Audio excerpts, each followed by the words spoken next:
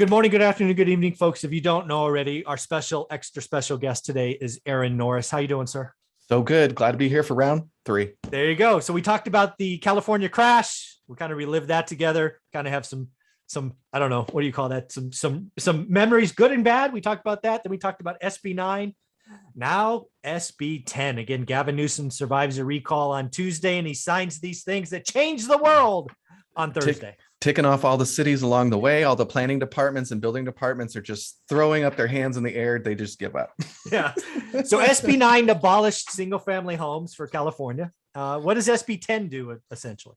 SB10 is looking in urban areas to where you can build 10 plexes with the potential of additional 2 accessory dwelling units, so 12 units on something that may be zoned R1 to R4, I guess. No, come on. Serious now? Yeah. I mean, you've got cities that went through in the last couple of years and identified where they want more density. So the chances are they've probably already upzoned and identified these areas. And the law basically says, now you have to do it, and you have to include this in your planning and submit it to the state. The state is actually really starting to monitor this. So what this does is it gets it, what do they call it? Ministerial approving. Is that the word that they use? They just want it easier for people to get these through without CEQA getting involved, without you having to go through so much of the public approval process, which could really shut these things down quickly. Sure, so they're just really trying to clarify things to get these through the process faster, but they do focus on transit rich areas. So if you're in a half mile of any major transit or a high quality bus corridor, so those are the areas specifically where this would work for. But yeah, being able to easily build a 10-plex without getting caught up in the year or two sometimes that it can take to get through the approval process with CEQA and your local jurisdiction. So I just want to play this out for folks that just got lost in all of that. In theory, there are places that have been upzoned. So you could, in theory, find a lot that has a single family home on it, say zoned R1. And assuming it's big enough to support 10 units, you could buy. Yeah, there are some sizing rules, I'm sure. But in theory, you could buy that lot, wipe the house, and build a 10-unit building. In theory. Correct. Yeah. And the city is going to they do have some flexibility. And same with SB9. If the utility can't support it, there's fire hazard. If you're in an earthquake zone, both of these are not spray and pray strategies. You really need to know your stuff. Be really, really careful. But I think this SB10 might be a little safer, because if you approach the city and you say, hey, where's your current zoning that you recently updated to, because they have to submit RENA numbers and everyone's trying to get a little bit more density. If you ask for that, I think this one may be a little bit safer and it should be faster. But all of these ordinances have to be developed at the local level at this point. I don't know how much time that they've got.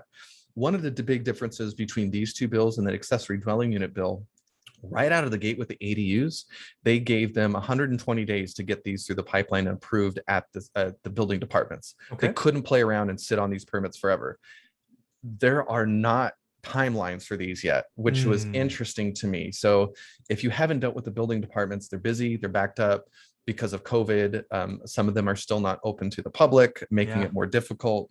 So yeah, this could take still a long time, unfortunately, but once they write the ordinances, this could be pretty exciting for those wanting to get into the commercial space, for sure. And again, the whole idea here is again, more affordable housing. That's the goal. And again, from an investor perspective, pretty likely a lot of these lots have something on them already, I would guess, right? So the idea is go run your numbers, go figure out where it makes sense. And if you can buy it as a house, and the cost to build a 10-unit still works out, those are the equations that are going to come. Yeah, it says a site that is owned for residential use or residential mixed use or has a general plan designation that allows residential use for those purposes. So, there is a little bit of city flexibility, and, the more that we are involved in that local process of being an investor and showing up and giving your time and talent and your expertise plays major for local investors. I know a lot of investors are worried about these iBuyers coming into the market and taking down the easy ones. They're not doing anything like this right now. No, that No. doesn't fit their model. No. So if you're that local expert that knows your city process and knows the people that do things, man, I've had, because of my time in the nonprofit space and giving back, it has saved me hundreds of thousands of dollars, specifically in the planning arena, because they like you and they're willing to listen to you. And we had this one project that we took to foreclosure back in 2006, and it was land, and an engineer had developed it into 5 single family lots. Well, by the time we decided to look at it, it had triggered over $500,000 of improvements to local streets, sidewalks, walls, medians, crossing guards. I don't know. It was nuts. Yeah. And because of the relationship with them, they got me in and put me with a sit down with utilities, building, housing. I think there was 5 different departments in 20 minutes, even though we had given it to an engineer that this was their specialty for years. I'm like, guys, this project is just going to sit here vacant unless you tell me what to do. And they're like, oh,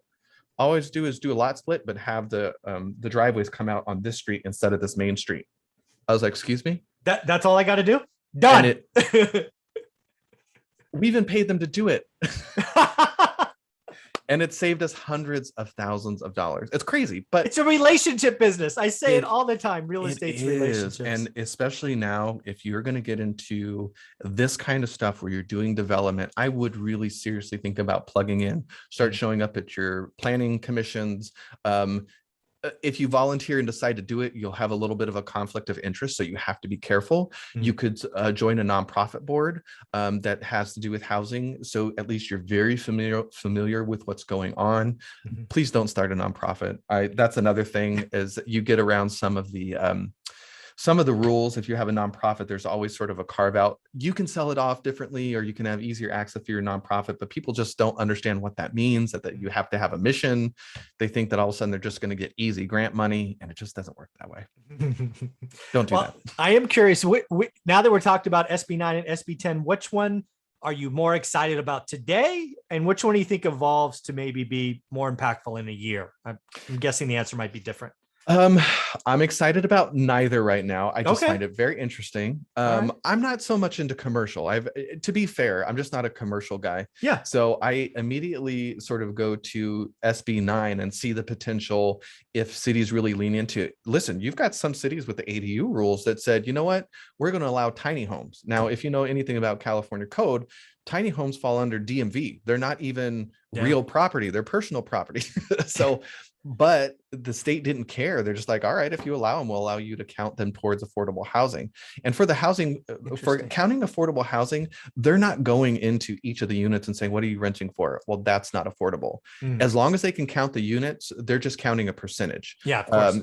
So it's fantastic. So if you're in a city that's progressive, pay attention, because you might not have to. Gosh, even if you're a flipper and you get these tiny homes that can be dragged around and you've got a hard money loan, pay for that hard money loan by renting out to some student. Just be like, listen, I'm giving you a year lease, but I just don't know where you're going to live from month to month. Right? Awesome. Yeah. This is very interesting stuff. Why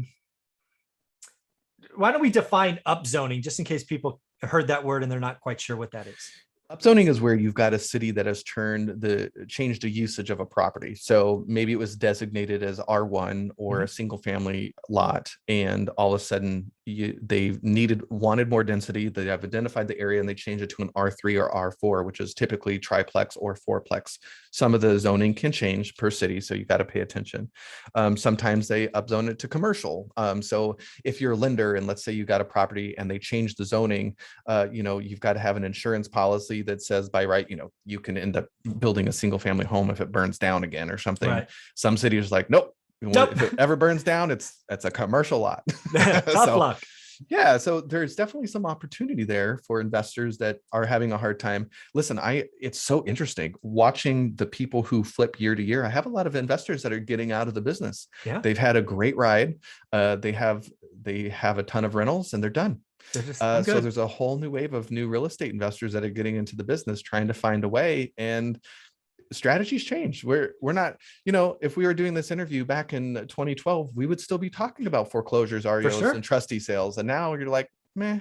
Yeah, they went from 1 to 2. They went up 100%. Yeah, sounds exciting by percentages, but you realize and you go there Yeah. like, oh yeah, this is not fun. Yeah.